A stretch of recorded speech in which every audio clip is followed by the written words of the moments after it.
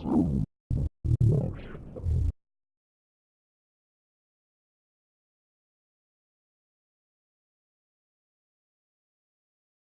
over live to the city, and Sam has the latest business update from the city, including news of the Eurozone. Sam, good morning.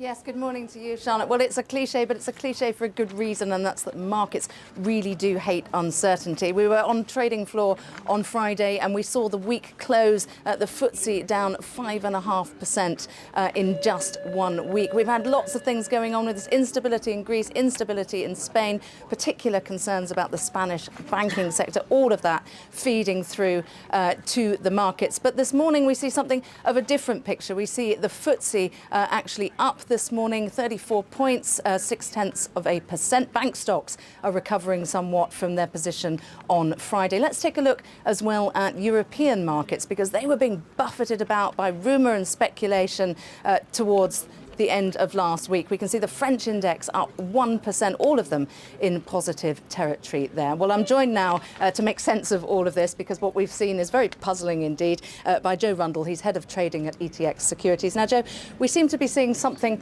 of a relief this morning, but there doesn't seem anything to take relief from. Why? No, I think that's the main point. The fact is there hasn't been any major news flow over the weekend, which has caused the markets to be able to just breathe a sigh of relief, and the fact that nothing major has happened. I mean, this does feel a bit like a dead cat bounce. It's very, very thin volume. The market seems to lack a bit of direction at this level now.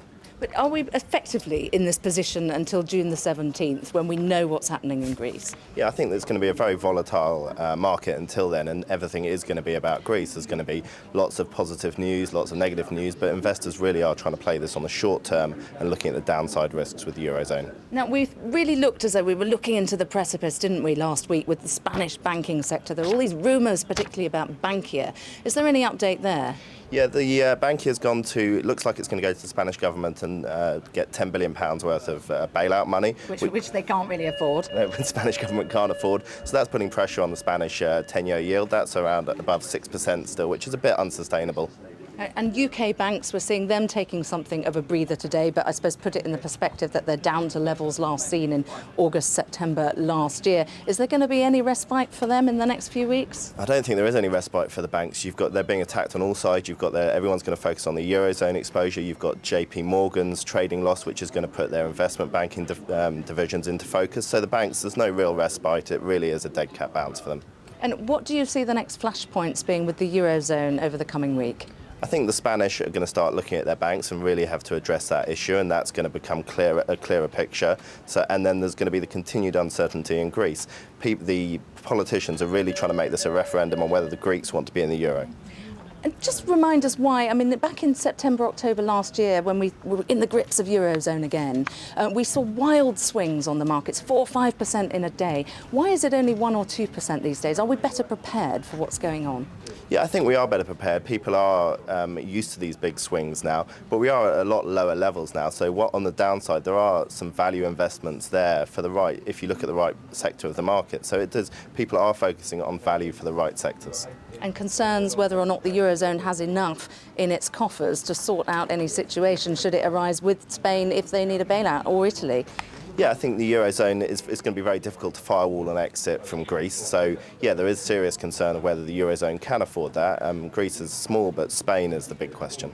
OK, Joe Rundle, thank you very much. We'll be talking to you again later. Now, we've had some company news in this morning, and it's good news for low-cost airline Ryanair, because they've announced a 25% increase in annual profits. Net profit was €503 million.